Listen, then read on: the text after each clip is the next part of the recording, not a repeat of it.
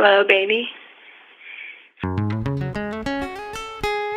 anigu waxaan ahay qof si xad dhaaf ah kuu jecel horena waan kuu jeclaa haddana waan ku jeclahay Ani am in love jacaylka bilow wixii horay loo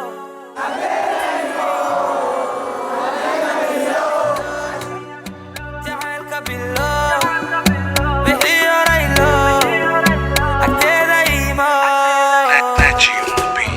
adigan ku raba amona ku qaba let me be your papa.